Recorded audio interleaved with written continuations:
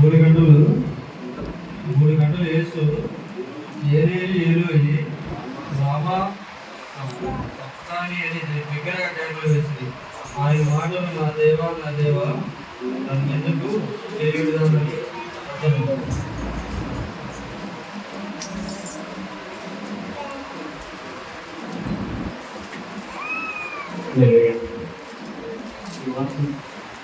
చెప్పడానికి అవకాశం ఇచ్చిన ఏదైతే బాగున్నారు నా ధన్యవాదాలు తెలియజేసుకుంటున్నాను. ఏలి లాభా సభక్త అని దేవుడు బిడ్డలుగా కేక వేసి ప్రాణాలు ఇచ్చే ముందున్నారు. దేవుడు దాని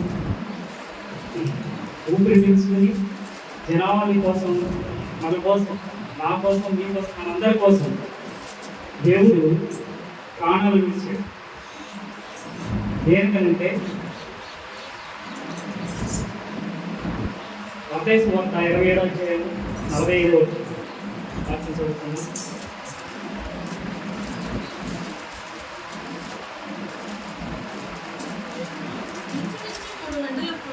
ఇంచుమించు 3 గంటల సమయప్పుడు యేసు ఏలి లామా సబక్తాని అని బిగ్గరగా కేక వేసింది. ఆ మాటకు నా దేవా నన్నెందుకు చేయి విడిచితివి అదే అర్థం. యెహోవా దేవుడు యేసు ప్రభుని చేయి విడిచారని అక్కడ తెలియజేస్తున్నాడు. నా దేవా నన్నెందుకు నా చేయి ఎందుకు విడిచిపెట్టేది అని పలికిన మాట. అప్పుడు దేవుడు మనమైతే మన పిల్లలు మంచి మార్గంలో నడవాలని ప్రతి ఒక్కరూ కోరుకుంటాం. కానీ చెడు మార్గంలో నడుస్తుంటే మనము ఊరుకుంటామా? ఊరుకోము.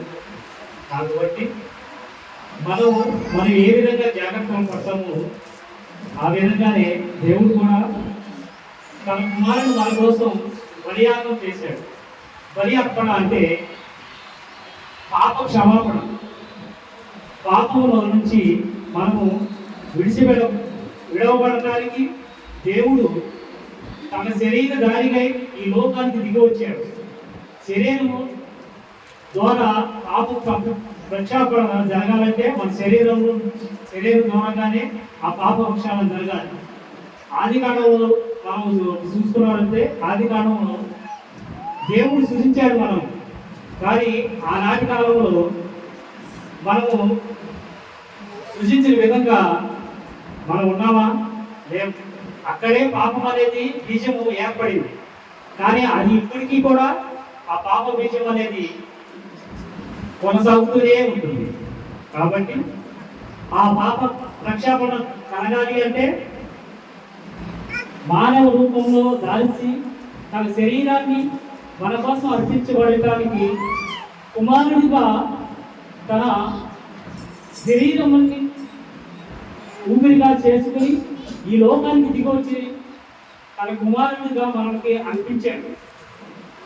అది ప్రభు అయిన యేసుక్రీస్తు ద్వారా ఈ పాపాన్ని విముక్తి కలగడానికి యేసు ప్రభు మనకి సిలువలో యాగమై ఉన్నాడు. ఆమోస్ గ్రంథము 8వ అధ్యాయము 9వ వచనం ఒకసారి చదువుతున్నట్లయితే, ఆమోస్ గ్రంథం 8వ అధ్యాయం 9వ వచనం,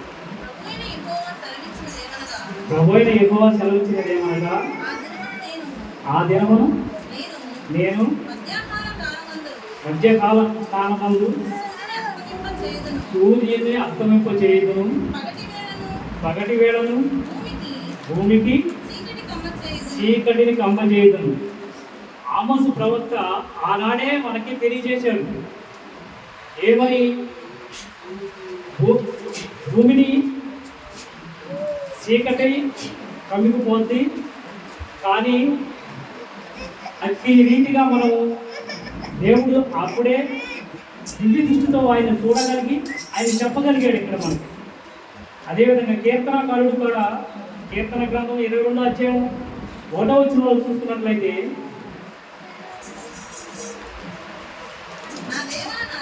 నా దేవా నీవు నన్ను ఎలా విడనాడుతివి, నన్ను రక్షింపక నా ఆత్మదని వెనక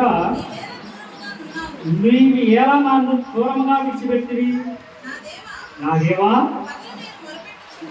పొగలు నేను మొరపెడుతున్నాను,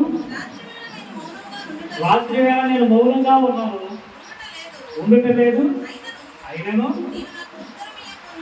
నువ్వు నాకు ఉత్తరమీయకున్నావు. అంటే అక్కడ మనకి తెలియజేసింది కీర్తనకారుడు అక్కడ చెయ్యి విడిచాడు అని తెలియజేశాడు. కానీ ఆనాడు మన పూర్వీకులు చెప్పిన విధంగానే లేఖనం నెరవేరుతుంది. కానీ మనం దాన్ని గ్రహించలేదు కాబట్టి ఈ రీతిగా మనం ఉన్నాము. యోహాను సువార్త 3:16 చూసుకుంటే, దేవుడు లోకాన్ని ఎంతగానో ప్రేమించెను, దేవుడు లోకములను ఎంతో ప్రేమించెను కాగా తన అద్వితీయ కుమారుణ్ణి పుట్టినవాడి యందు విశ్వాసించు ప్రతి వాడును నశింపక నిత్య జీవం పొందువని ఆయన అనుగ్రహించాడు. నిత్య జీవం పొందుమని ఆయనే అనుగ్రహించాడు. కానీ దేవుడు మనకి తెలియజేసింది మనం తెలుసుకోక, మనం ఈ విషయాలన్నీ ఏది తెలుసుకోక మనం ఈ రీతిగా మనము ఉన్నాం.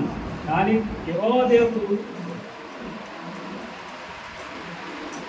ప్రాణాలు విడిచే ముందర ఏది రామా సమర్థ అని దగ్గరగా కేక వేసి తన ప్రాణం విడిచింది. అప్పుడు ఈ విషయం కూడా మనం గ్రహించుకున్నట్టయితే మనము మన పిల్లలు కూడా దేవుని యందు భయభక్తులు కలిగి జీవించి ఉన్నట్లయితే ఆ రీతిగా దేవుడు విడిచిపెట్టాడు.